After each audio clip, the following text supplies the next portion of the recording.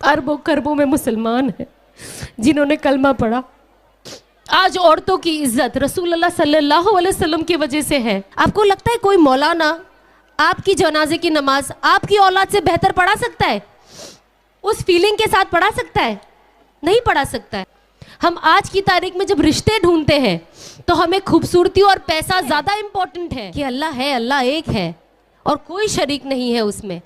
हम मानते हैं रसूलुल्लाह सल्लल्लाहु अलैहि वसल्लम हमारे आखिरी पैगंबर है। हम मानते हैं 1.25 लाख अंबिया आए थे। हम मानते हैं सब सहाबाओं में हम हर चीज़ पे ईमान लाए हैं बिना देखे। तो इसका बदला क्या ही होगा, है ना? इमेजिन, मैं उस दिन इंस्टाग्राम पे एक पोस्ट देख रही थी, रोना आ जाता है कह के।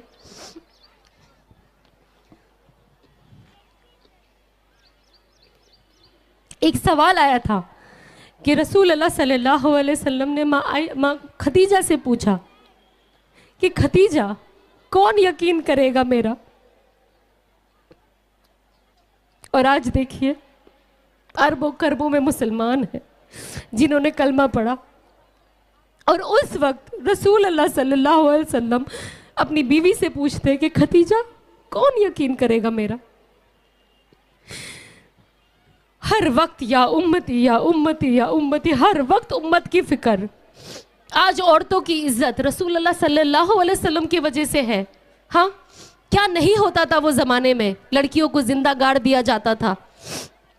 अगर रसूलुल्लाह सल्लल्लाहु अलैहि वसल्लम ने एक डिवोर्सी से निकाह नहीं किया होता तो आज सोचिए जितनी औरतों के तलाक होते, क्या उन्हें दूसरा एक जिंदगी में एक वापस मौका मिलने का कोई बनता? नहीं बनता ना। तो कितनी चीजें बड़ी। आज देखो, एक लड़की का हम रिश्ता लेके जाते हैं, अगर लड़की 2 साल भी बड़ी है तो हम रिश्ता मना कर देते हैं। हम आज की तारीख में जब रिश्ते ढूंढते हैं तो हमें खूबसूरती और पैसा ज्यादा इंपॉर्टेंट है, दीन इंपॉर्टेंट नहीं है। आज मेरे घर जब मैं इन जनरल जानती हूँ, जब लड़कियों को रिश्ता लाया जाता है, जब लड़कों के बारे में पूछा जाता है, मैं हमेशा देखती हूँ कोई नहीं पूछता कि नमाज कितनी पढ़ता है लड़का, हाँ, मस्जिद जाता है कि नहीं जाता, तबलीग में अपना वक्त लगाता है कि नहीं लगाता। सिर्फ यह है कौन सी कंपनी में जॉब करता है, कितनी सैलरी है, खूबसूरत कितना है, बस गोरी चमड़ी है चलेगा। हाँ, लड़कियों के लिए भी यही हाल है। हमने तो दीन को देखना बंद ही कर दिया है, फिर रोना, हम सब रोते हैं। आज माँ बाप अपनी बच्चों की तरबियत के लिए जब इंग्लिश स्कूल हो कर्जे ले लेकर बच्चों को भेजते हैं, लेकिन जहाँ दीनी तालीम हो वो कहते हैं अरे आप तो आलिमा हो ना, आप कुरान पढ़ाने की फीस लोगी क्या? हाँ, आज हमारे बच्चों को माँ बाप को गुस्ल देने का तरीका भी नहीं आता है जब उनकी फौत हो जाती है तो। हाँ, आपको जनाजे की नमाज नहीं आती है। आपको लगता है कोई मौलाना आपकी जनाजे की नमाज आपकी औलाद से बेहतर पढ़ा सकता है? उस फीलिंग के साथ पढ़ा सकता है? नहीं पढ़ा सकता है। हम कोशिश करें कि हम बच्चों को, ऐसा नहीं कि इसके लिए हम दुनिया से बच्चे को एकदम दूर कर दे, दुनिया की भी तालीम दे, आखिरत की भी तालीम दे। और बहुत ज़्यादा ज़रूरी है। देखो आज की तारीख में ना बहुत कम स्कूल है। जैसे मैं खुद सोचती हूँ कि मेरा बेटा जब बड़ा होगा मैं उसे कौन सी स्कूल में डालूंगी, क्योंकि मैं तो चाहूँगी कि मेरा बेटा शलवार कुर्ता पहने, मैं तो चाहूँगी मेरा बेटा टोपी पहने, मैं तो चाहूँगी मेरा बेटा दाढ़ी रखे। अब कहाँ हैं ऐसे इदारे? तो हम कोशिश करें कि जब ये ऐसे इदारे बनते हैं हम सपोर्ट करें। जब तक आप खुद सपोर्ट नहीं करोगे ना, यहाँ पे कामयाबी होना बहुत मुश्किल है, इस चीज़ को आगे लेके जाना बहुत मुश्किल है।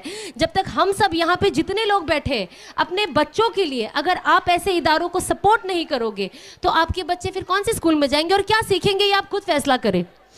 क्या वो माँ बाप की इज्जत करना उन्हें वहाँ सिखाया जाता है? नहीं, वहाँ सिवाय पैसे और दुनिया के और कुछ सिखाया नहीं जाता है।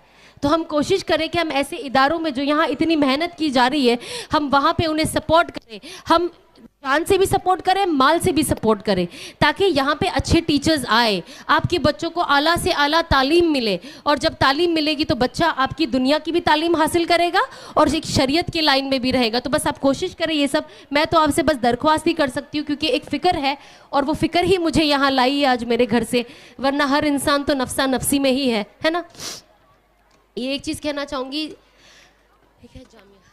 जामिया फैज़ान आयशा जो ख़वातीन की तरबियत के लिए और बच्चियों को कुरान और हदीस से वाकिफ़ करवाने के मकसद से इस अदारे का आगाज़ किया।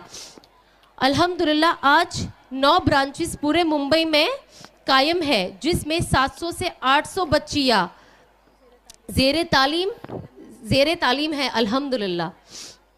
इमेजिन, तो बस आप कोशिश करें कि आप ऐसे इदारों को सपोर्ट करें हर कोई, ताकि आपके बच्चे भी यहाँ आए, और जब इन्हें सपोर्ट मिलेगा तो ये भी अपना निज़ाम और बेहतर कर सकते हैं, है ना। अच्छे टीचर्स ला सकते हैं और बच्चों को शरीयत के अंदर रहकर हम बच्चों को पढ़ा सकते हैं। तो बच्चे दीनी तालीम भी हासिल कर रहे हैं और दुनिया की तालीम भी हासिल कर रहे हैं, और ये आज की तारीख में बहुत ज़्यादा ज़रूरी है। आज माँ बाप देखो कितने परेशान हैं नाफरमाबरदार बच्चों से, है ना। अल्लाह बच्चों की तकलीफ से हम सबको बचाए, बच्चों को हमारा फर्मा बरदार बनाए, लेकिन इसके लिए हमें भी मेहनत करनी है।